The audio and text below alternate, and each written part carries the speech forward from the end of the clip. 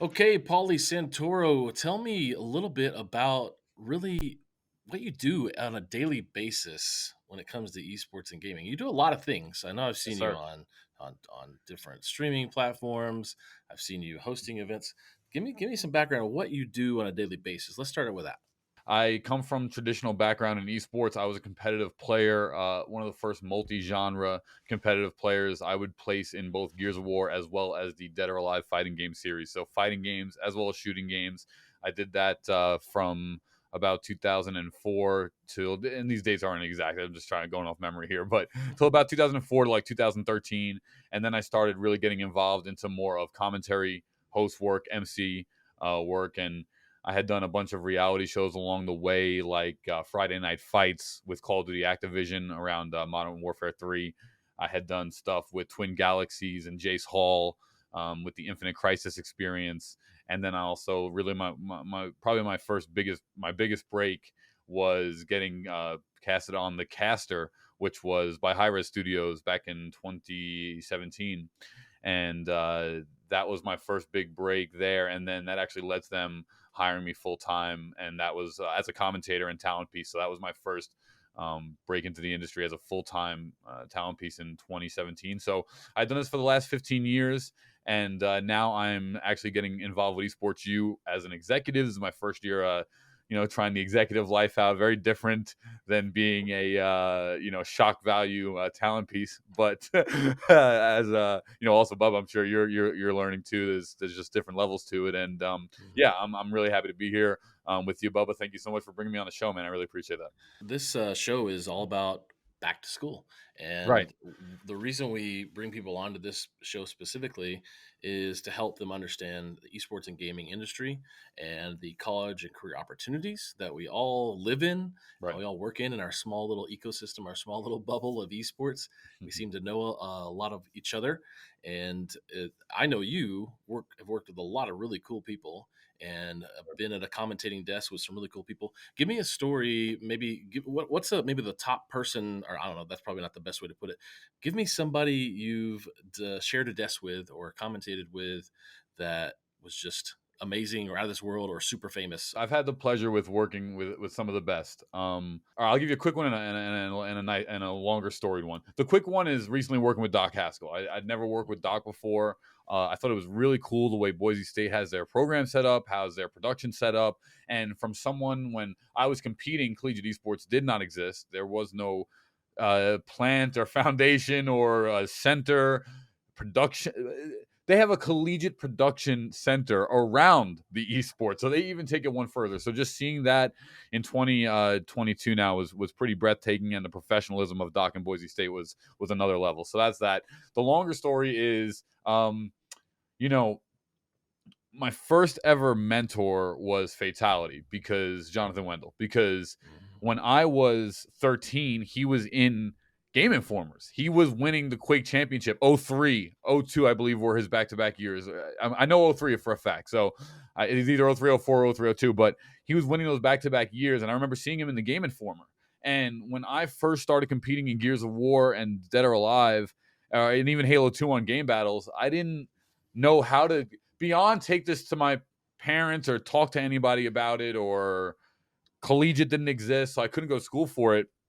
And just seeing his article was that segue in my mind. Like, this is a guy who it is marketed as a professional gamer. He just won the Quake World Championship, and this guy's in Game Informer. And next to that Game Informer was the launch of his motherboard or headset. It was a headset, actually, was the first product. So his headset, and it's like, wow, this guy has a brand name being sold as a professional gamer, marketed for him on a mass scale. So I saw back in 2003, like, this is clearly viable. This is viable. One guy's done it, one guy in the whole ecosystem. So very hard, very difficult. But that was the segue to me trying to do esports whatsoever. So, that's it. Yeah, being a somebody who lives here in Kansas City and got to sit down with him at in Vegas at Ah, the Kansas BDS. City. Yeah, so he's from Kansas City here, and the good roots here. I'm Yeah, not originally from here, but yeah, he definitely has a presence here. right. And I played Quake growing up as well, But you're exactly right. I mean, when he stepped into this space, and his story is really funny. His story is really good. I'll have it posted somewhere here in the next few weeks of his whole entire story, which you may know already. But that branding stuff, no one was doing. I mean, Right. maybe there was some stuff like from the '70s and getting a car because you played Pac-Man or whatever. Yeah, that was around. But this modern era of esports and brand seems like it's only 5 years old, but it's been around for a long time. Yeah, you're 100% right.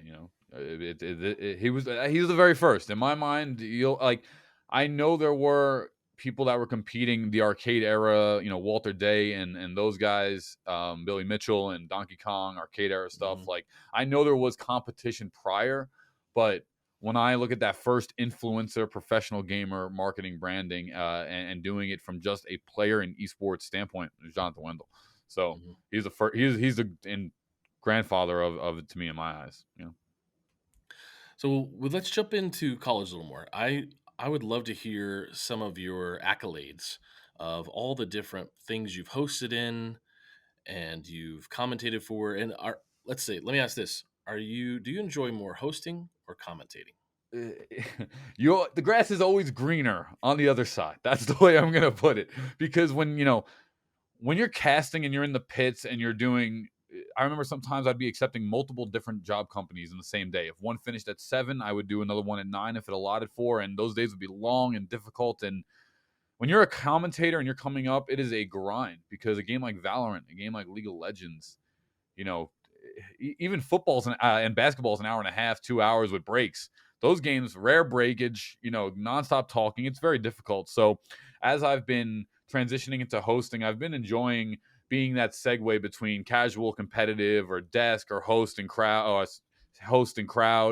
So I've been kind of enjoying that transition a little bit more. However, lately I just started saying, I'm going to put myself on some esports UCast because I want to refine my skill. I want to improve our talent, work with them a little bit more. So, I've been getting the itch to start commentating a little bit again. But I do think I prefer hosting.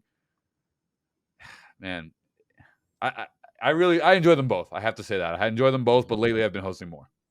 What did you commentate last? Was it something in South Bend or did you commentate in Florida?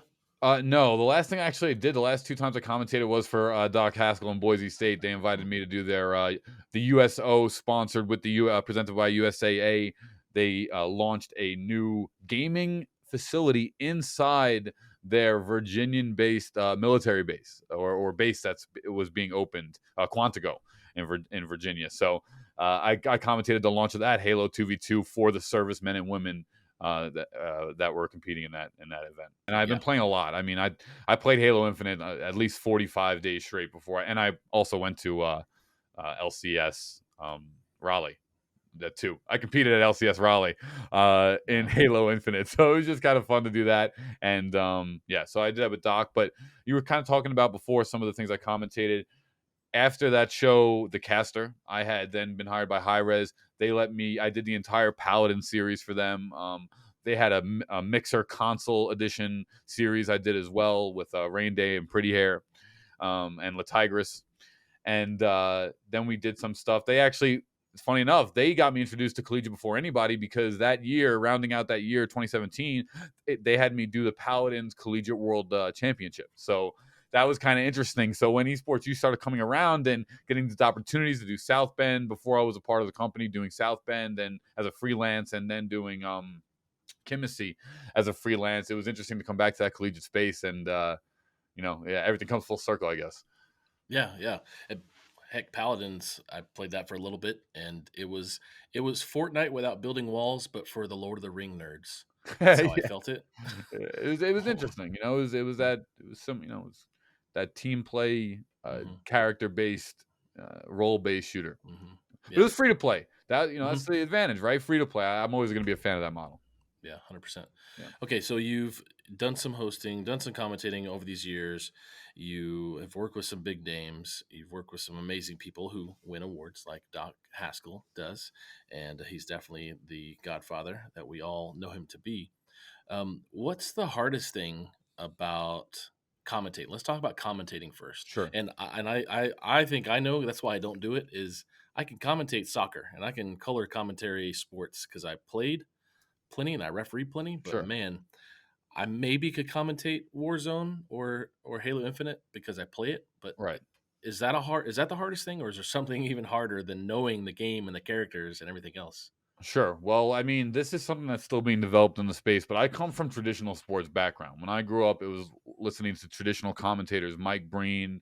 Um, uh, Everyone's name's kind of slipping me right now, but Mike Breen is the guy I really look up to in terms of the commentary world, and and more importantly, I got to be real. I grew up in WWE commentary, listening to Jr. and the King. That's kind of Mhm. where the poly hype rabies brand came from. This like over embellished, kind of like overexcited, attention driven, shock value brand, right? So, Would um, you have been on? Is that an aspiration to be in the ring no, I wouldn't say in the ring, no, but I would next to love it? to do. I'd love to do a wrestling commentary, sure, some sort of WWE 2K22 activation, no question, because I've been playing that game like crazy. But Uh-huh. uh, yeah, that's always been a thing. That's where it came from, and but then traditional sports as well, because esports didn't, wasn't around when I was growing up, and I kind of take this approach to where I just believe that the harder part, to answer your question, sorry to get off the rails, the harder part of the industry is first off grinding to the point where you can call yourself professional, because when you're freelance attacking this, look, you get a traditional sports gig, you might make a little bit of cash, even if it's a collegiate or something like that. You might work for $15 an hour your for volunteer your first 5, 10, year. I really worked for a couple years before I started getting paid, and I started getting paid. But again, is it enough to live off of? Is it enough to make yourself a career off of? Being in my later 20s, it was a little bit more difficult. So that's the harder part. But then also the training regimen. I believe in training regimen when it comes to commentary. I practice vocabulary. I practice cadence. I sing. I scream. I strain my vocal cords. Literally, I try to get those extra pitches and tones and cadence and timing and pace. And I just really believe in that development of the industry. So I don't know exactly who does that and who doesn't. I'm not, everyone else, but I can tell you I do it, because I really believe in the professionalism side of that industry, getting to that level. Well, it sounds like you're doing what professionals do is Right. they hone in their craft. And if you said singing, you said screaming, and you said other things you do to get ready, just as much as we all know in traditional sports, Right. just like practice playing a match in Halo. So yeah, that's really appreciated. When we look back at all these things that you've done, and we talked about maybe the hard part of it, tell me more about what it's like to be for the people out there. Tell me what it's like to be behind the camera for people who want to get into this industry, and how it sounds like you said a little bit about going early or starting out early and doing it for free, which is a very common thing. Right. Um, Tell me more about what it feels like to be behind the camera and what it takes to go from where you were to where you are now. It's very different, but see, I say it's different because when I was grinding, I remember being 15 or 16, being in Philly at some local FGC event, and someone just breaking out literally a camcorder and being like, Paulie, do some funny intro, like in the front of the store, just some total off the top. I was 15, something. And I would always just do this kind of like over embellished hype, like, welcome to the FGC tournament, kick open the front door with my foot or something like that. Like, always shock value culture when I was younger for some reason. But it was always high energy, which is what I carried with me throughout the industry. But it didn't exist. Now, I watch this kid randomly. He always pops up on my Facebook video feed. He's like playing like Call of Duty. He's like 12 years old or something, but I always see him come up. And this guy's got a huge following, and that part didn't exist. I think Justin.tv streaming came out when I was like, it did come out early. I wasn't a very first adopter of it, but I know the tournaments were on there and people were using it. So, but still, it's not like today where you can be 8 years old, 9 years old, 10 years old and building a brand for yourself and streaming and learning how to be in front of a camera. Because to answer your question, the biggest hurdle over being in front of the camera is the practice of it. It is a craft to be in front of the camera. It's not easy. It is uncomfortable to know that what you're doing is literally being recorded and potentially shared with whoever it's going to be shared with.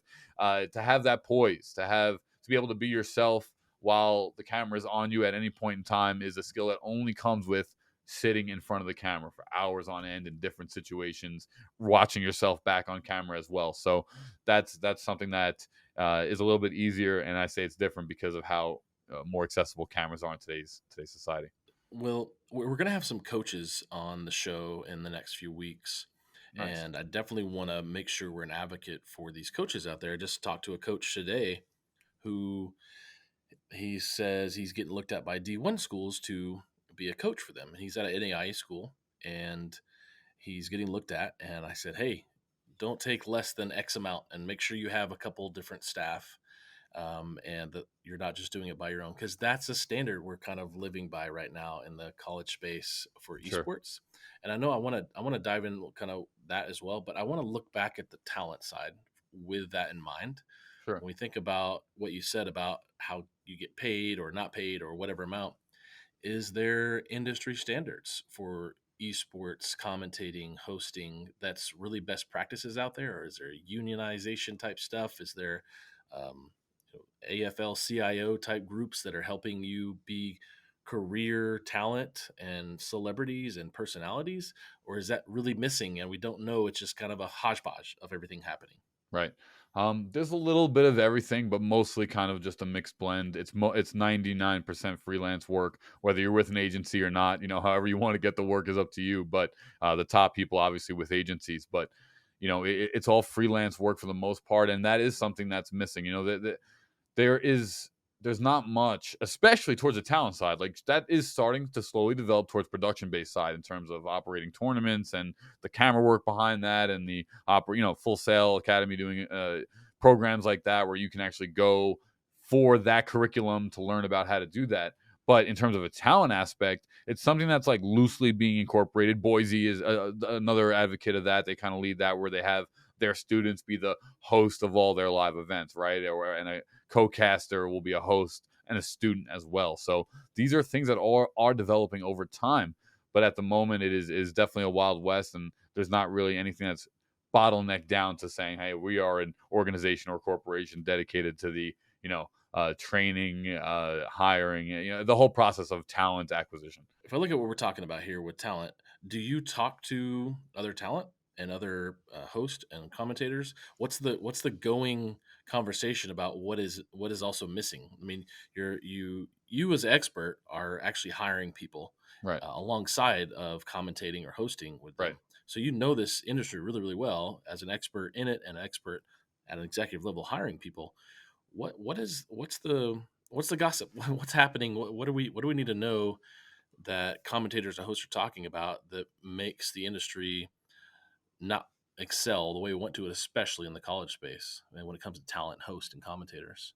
Yeah, well, the problem is that it's really only these, events that are able to hire, talent, right? Or it's specific leagues, or it's specific one-day tournaments, whether it has high-level production or not.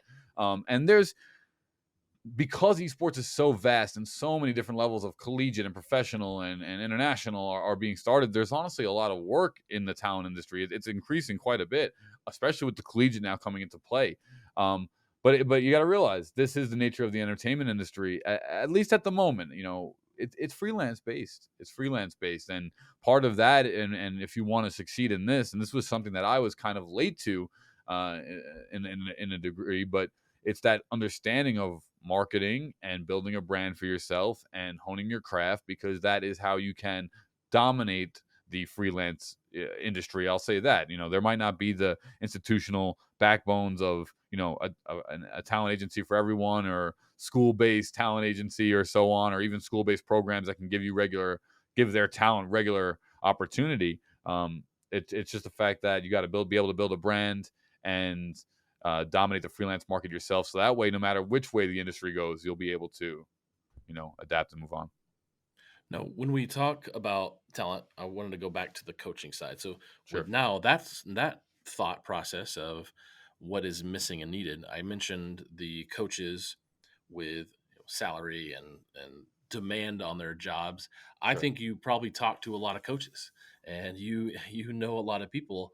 I'd love to hear if you've heard the woes, honestly, the woes of being an esports college coach, and for that matter, there's students who are leading their 100-person programs Right. at schools, and then there's coaches who have 5 staff with a $70,000 salary. So Yeah. when you're out there with the coaches and with the players, what are you hearing that's missing when it comes to continuity across the space for pay and staff? It's much similar to traditional college. I mean, every college out there is going to have its own allocation to budget, and esports is also very new. So it's not like sports where almost any college in America, even if it's a community college, have doctrine sports into their allocation programs of budget since the beginning. Esports is something where it's just coming into play in the last 5 to 10 years in terms of a collegiate level, in terms of being even talked about, discussed, or even now in the last 5 years, let's say, finding budget and starting to build.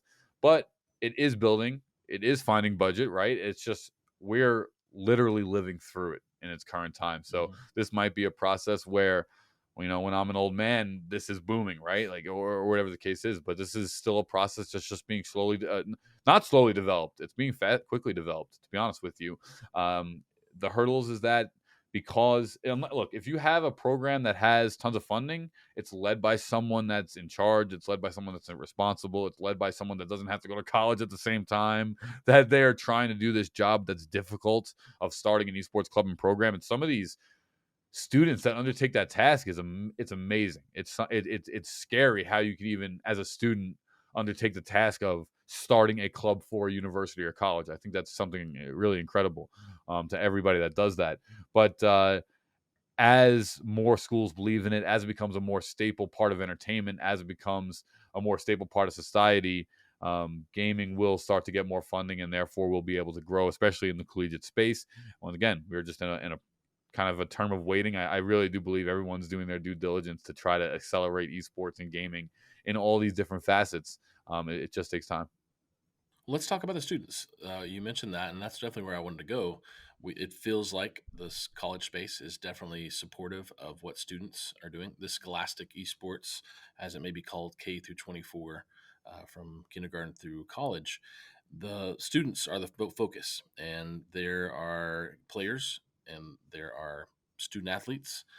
When we look at these students, who, if I look back at as a PA announcer at a football game or a Right. soccer match or basketball game, and I, even though somebody may not play a lot, I want to make sure their name gets heard on the PA, and that's important because that person may be in the paper later or whatever. They're being announced. It's a good feeling, I think, for the students. I think it's where a lot of our hearts are when you're out there working with the students. And I know you've been to a lot of events. You're going to one this weekend. What do you hear from the students? Are they excited to travel? Is it tough? Is it worth it? What's exciting about going to a LAN, especially for the students in the esports space? Yeah, and that's a great question. They're all a little bit of all the above. They're all always so gracious that we're throwing the event. Most of them, if not all of them, it's their first LAN. They're in collegiate. Collegiate esports really has become something in the last 2 years. Unfortunately, during COVID, it's really only been birthed online. The point of me saying that, it hasn't. It's not something like esports where LANs existed for 10 years before online was even a viable tournament. LANs were the first 10 years of esports. Mhm. So a lot of these,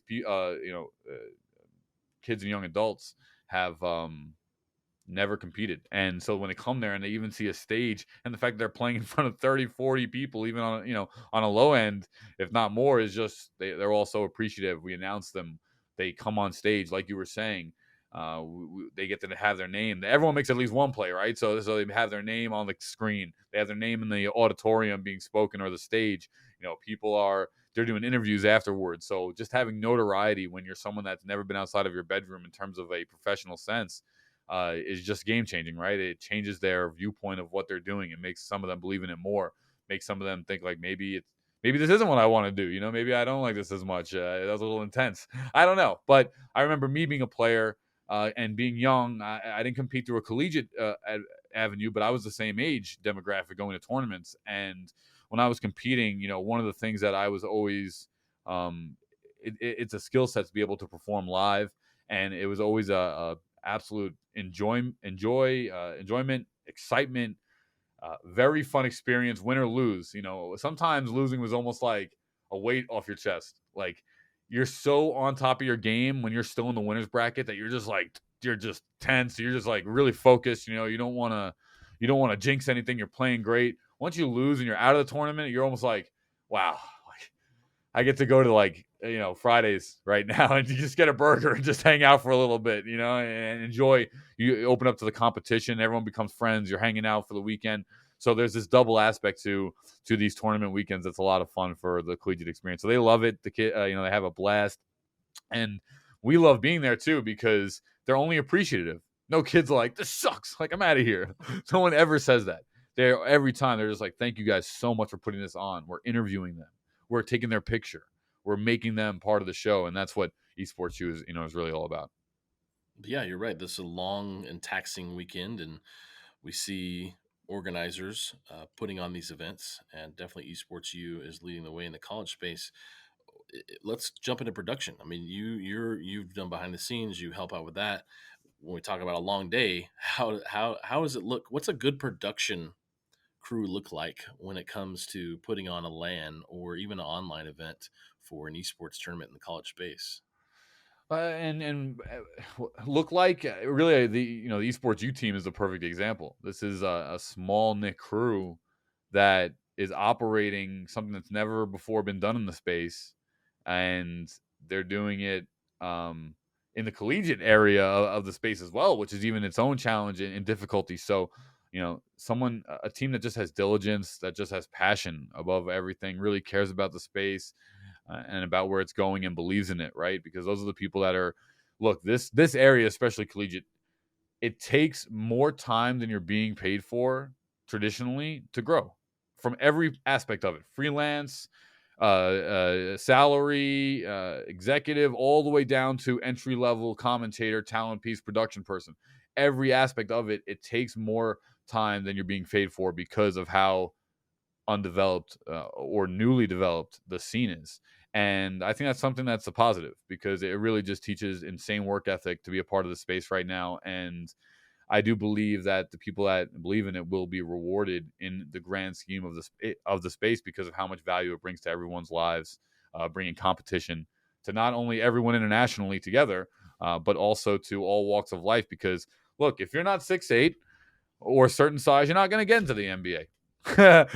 You're not going to get into the NBA, or you'll be a one in X number, right? Insanely difficult odds. However, take my friend Nomad, someone that is handy, capable gamer, able to compete, able to be on a professional team, good enough to be on a professional team.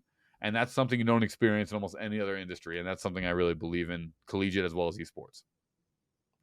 100%. Love the inclusion of esports that we all get to see on a daily basis. Okay, so Paulie, the Collegiate Esports Commissioners Cup is coming up on May 6th through 8th in Atlanta. I'd love to hear more about that and where did that come from? Were you involved in the past? What did it take for these schools to be able to qualify? I mean, let's start with 2021 or 2020. Was there an event last year for this event?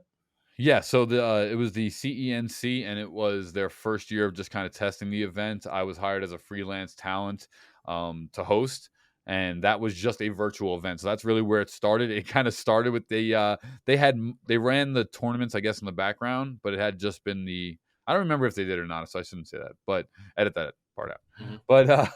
But they had their final culmination event, CENC 2021, and now this year they did the first offline LANs and then as well as virtual events. So they had 6 regional virtual events, which will now be leading up into our Atlanta-based LAN, where the cool thing about EsportsU and CSMG is what we're doing is that we're really trying to unite the entire separated collegiate space in esports. So we've allotted for our 6 regional winners to join us in Atlanta as 6 out of the 16 spots.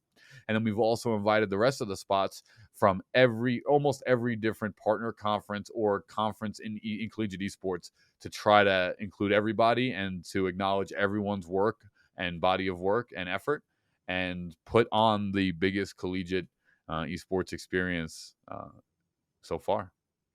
Yeah, so I like that the opportunity to bring people together. That is, you hit the nail on the head. The segmentation in our industry, and what is the goal of really bringing these different conferences and these leagues together and these different partners and these different platforms? What is the positive return on doing something like this for the ecosystem? Well, it's the fact that it's going to show all schools that are not yet participating in esports or collegiate esports the opportunity in terms of marketing, in terms of content production, which we all know in terms of social media is kind of just beyond booming, making content. And it's helpful to these programs in terms of finding sponsorships, funding, and the students. It's the natural trend of what the students are enjoying. So it's helping to bring the higher tier area students to your programs, or even outside of your area students to your programs, based on the level of involvement in collegiate esports that you are a part of. Especially, and the biggest thing, and the reason why collegiate esports is booming right now, is because that we've seen that it is COVID proof, or some sort of right virus, or something like that proof as well. It's something that can be done from the comfort of your own home and still to an insanely competitive level. So I think there's a lot of value there as well. There are six different regionals, and then they come to the event. What games are being played at this event in Atlanta? We have 4 different game titles. It's Rocket League, Overwatch, Valorant, and Super Smash Bros. Ultimate, and then we are having some, off-stream events like NBA 2K as well. Why Atlanta? What's the push in Atlanta? Well, our one of our partners is Skill Shot Media, which is based out of Atlanta. That is their hub, their playground. They are the goats over there. So, really happy to partner up with them on this Atlanta event. And just Atlanta is really it's just a great place to be, especially during the time of year that we're going to be down there. It's very fun. It's very light. The weather's nice. It's not too hot yet. Like it gets in the summer sometimes, and it's just a buzz. There's a buzz in the city around this time, and it's also the central hub. If you really think about the Northeast and the Eastern area, which a lot of esports have now started to begin and evolve here, especially in the collegiate space, it's really that central hub so that everyone, no matter where you are based, somewhere in America, can kind of get to with relative ease, just to be a part of, a part of it. Now, what are you most excited about when this event is a week away and planning is happening? You're about to travel from you're in New York, right? Yes, sir. Yeah. Yeah, when you are going to travel from New York down to Atlanta, what's the most exciting thing you're ready to experience that week before you even travel? It's just the whole process to me has always been a way of life. I've always really just enjoyed the process of traveling and spending the weekend in a new area, a new city, having like an adventure with all the peers and other people that are going to be down there for the same event. Who knows the way it plays out. It's just a lot of fun. There's a buzz, there's an energy, and kind of what gets me going, and what I practice, my mirror practices, if you will, before any event, is I just picture how the students are going to react to the way I might hype the crowd or give them an interview, or the way they might react to someone saying their name, our stage host, or getting an interview from one of the other desk hosts or analysts. So that's just always a lot of fun. The parents that come down when they start seeing, and you can see parents almost understanding the space when they're at these events, which is so important. You can see them kind of getting it as they're there live, and that's something that's really fun to see. And I just start envisioning what that's going to be like before I get down there, and it just fills me up with passion, fills me up with excitement, fills me up with hype, and even just talking about it right now, I start getting those butterflies in my chest because we're less than 2 months away. This is going to be the biggest event of my career personally, and I'm really excited to be leading the forefront in terms of collegiate esports and EsportsU from a talent perspective. I'm more than thankful to be a part of EsportsU and CSMG. And what are you going to be doing down there as talent? What is your role while you're there at the event? Yeah, I will be one of 2 stage hosts down there. So, doing some interviews, getting that crowd hype. That's what I did for the NBA 2K League when I worked with them in 2019. So that's really where I'm comfortable. I got to be able to bring the energy. I can't sit behind a desk. I'm not trying to be behind a desk. I'm trying to kick my shoes into the air and create some hype down with the people, with the players, right there on the stage. You know what that reminded me of right there was obviously what you talked about earlier. You did some mannerisms that reminded me of a pro wrestler. I can't sit behind the desk, jabroni. Exactly. It's so in. it's just ingrained into who I am at this point. I'm a closet wrestling fan because I don't like necessarily talk about it that much outside of just peers, in private Mhm. conversations. But I love wrestling, and I always believe that when I was a competitor, that was my shtick. That was my gimmick. My gimmick was I'm never gonna take it out of the game. I'm gonna trash talk you really hard, but it's gonna be this like it was always this WWE-ish trash talk where it's like you are trash, or you gotta get better, or I'd snipe you in gears and just be like, just too easy and just little one-line zingers that were never outside of the game ever, but enough to like get you in your head thinking about how it's going down. So it came from that like wrestling background, man. I love it. Did you have the poly hype? Was that the character, or did you have another character Yeah, that was? Rabies was my first character, which was just an absurd name I came up with when I was younger. But the reason why I thought about it was I loved wolves, and I was always an aggressive player and really high energy. So I was like, what's mean and aggressive? And I typed in wolf, and the very first picture that came up was this like snarling like rabies wolf, and I was like, rabies, huh? No one has that name. I mean, how could you never remember this guy, right? Like that's the most obscure name that's also on brand. Ever. So that was, it worked great as a player. It got me on so many productions. It was just the perfect name. I really enjoyed it. But when I switched over to being a talent piece, it was a name that actually did not stick very well. It didn't really generate the same attention and fun that it did as a young kid player. So that's where the Polyhype rebrand really came from. It's just more of who I am now, and more on brand and more fitting for someone that works as a commentator or host. And funny enough, when I first wanted to give up rabies, I was like, I don't know if I want to do this. I really like rabies. It's been martyred to me for 15 years, but now being polyhyped for like even 1-2 years, I really enjoy this brand as well. My friend comes to me the other day, Bub, and he's like, you should have made your name like Paul Heyman. He's like, you should have made your name Paul Hypeman. He's like, that would have been the best. You would have been Paul Hypeman, the esports manager. Like, Did yeah. you ever walk out of a doorway like doing a WWE walk to the stage or anything, or did you ever have it like a ceremonial entrance of any kind for any events that you were played in? I'll tell you a really funny story with that.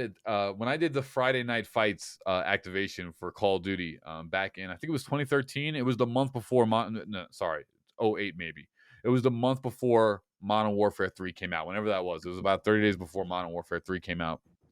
And Call of Duty, we had an interview in New York City where basically you had to show up with 3 teammates, and I had applied for the first half of the interview process, and my teammates were chosen one who was he was on WCG's The Ultimate Gamer, very close, probably my closest friend growing up in all of esports. We shared a lot of time together on the road. It was this guy Jumrock, who's he holds the game battles record in Modern Warfare 4. His team went 100-0 on game battles, which is still the record to this day. I believe Nadeshot was on his team for that too.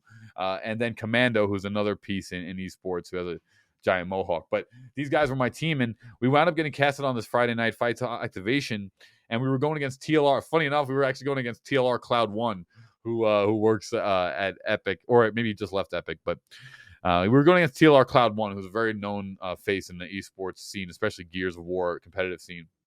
And it was really crazy. And to say your walk, because Stacy Keebler was the host. And once we got out there, Stacy Keebler wound up being the host of this event, and so they had us come out and trash talk each other. So it was New York. We were representing New York, and I was the captain. TLR Cloud One was the captain of Boston, and he had the Boston team, and it was simulating the rivalry between New York and Boston, how it's going to even translate from traditional sports into esports now in Call of Duty. And we were coming out, and they're like, all right, they had us come out at the same time live talking trash to each other, and at our times in our lives we didn't like each other because we never met each other, and we had been rivals in Gears competitive for years. So this was legitimate. And I remember coming out, and I was just like going off. I was kind of like side skipping, and I was growing and kind of lanky at the time. So I was like side skipping. I was like, "You trash, TLR Cloud One, you garbage!" Like just laying onto him. He had like a teammate. I was like, "You look like Kevin James." Like I was just trying to like do all these things. But the funny part actually happened to be on me, because as I was talking trash and getting overhyped, I wound up like clicking my feet together on a side skip and taking a tumble on the stage. And the entire production professional, we were in an LA production studio in the lot next to where The Dark Knight was being filmed at the time, or whatever movie it was. It was crazy. Like, we walked past the production studio and saw it was like the Bat Cave, like, built.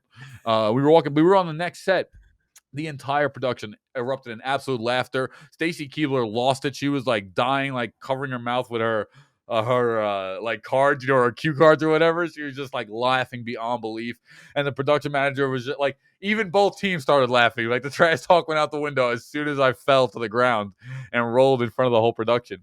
And the director's like, all right, that was epic. That was the funniest thing of the day. Let's reset and get that trash talk scene again. So it was kind of funny. It started out as rivalry, and then I wound up embarrassing myself. We all wind up laughing, and then it was just, back to trash talk and back to the game. But for a little bit of time, it was, WWE moment that I'm in front of Stacy Keebler, one of the, someone I looked up to as a kid, and it's like, you just fell in front of the entire Activision Call of Duty Blizzard and Stacy Keebler production and made a fool of yourself.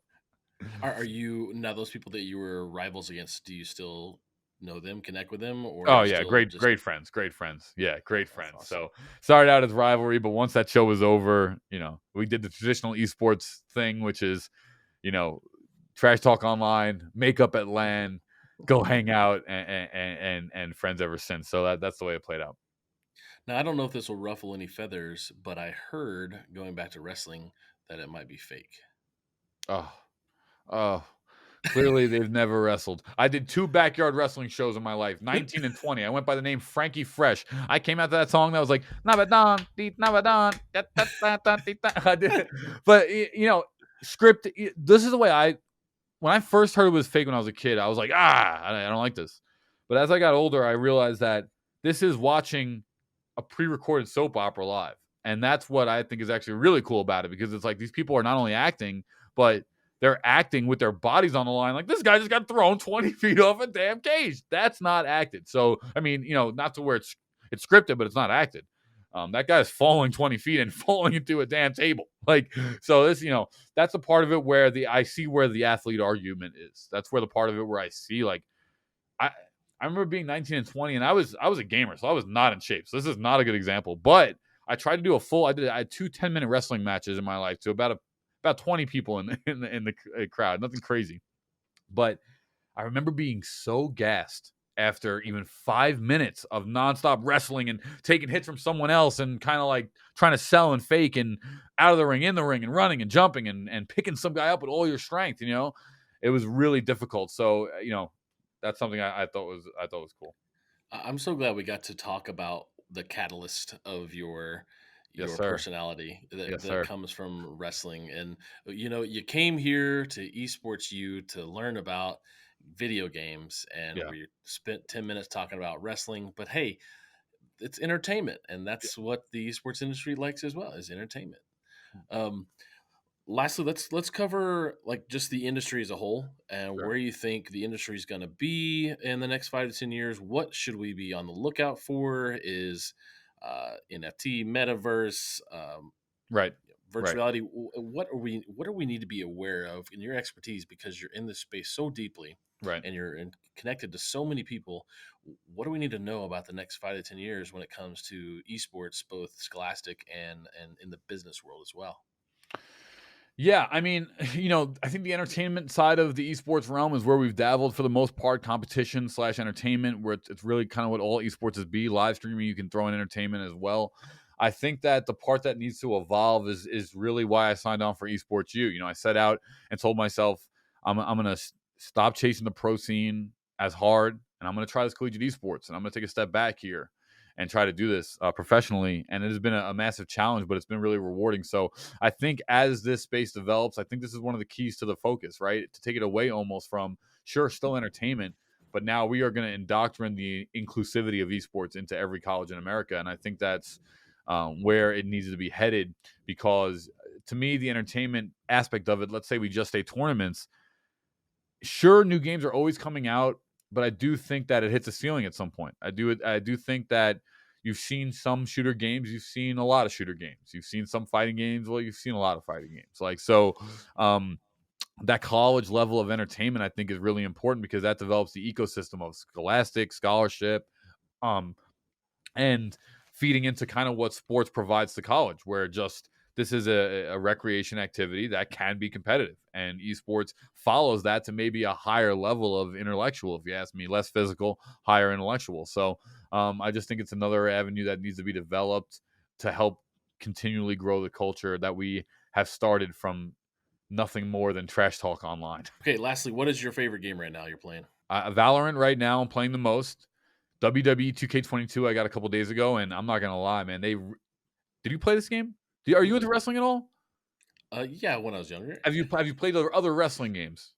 No, not since Nintendo Not or okay. Sega Genesis. N64 did beg for no mercy and all that stuff. Okay, well they basically developed like an actual combo system now in this game Hmm. where like if you go to their left arm and hit like grab, you can then do a combo attempt grab on the left arm, and you can choose to like work different body parts, and you can kind of make your match as you go. So I thought that game's really cool, and I'm excited for Overwatch 2. I think Overwatch is a great game. I think that it's been gone for a while because it hasn't had updates, and I think that this 5-on-5 is going to make the. I was watching some gameplay recently, and it's much faster pace.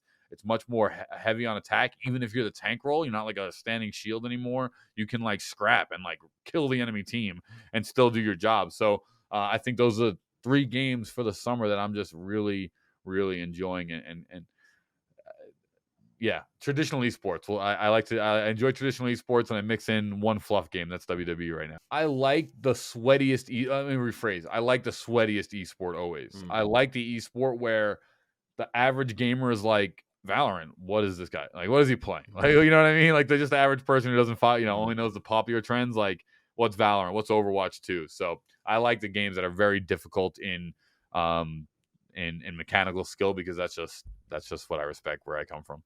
Well, Polyhype, it's been great having you here on the show today on Esports U. This is back to school. Thank you so much for being here, man. Yeah, thank you so much, Bubba. It's actually really been fun to talk to you today because I feel like we took a trip down memory lane, and most of the time I feel like I'm explaining this story to someone who has no idea what I'm talking about. So the fact that you have an idea of what I'm talking about made it a lot of fun. Thank you so much, man. Man, thank you, Poly. We not only did we go back to school, but we went back to the '90s and the Yeah, early 2000s, and we when talked we went about to school. wrestling. When we Yeah. went to school. All So right. literally, that's what's for. Thanks, Paul. I appreciate you, man. See you later. All right. See you next time.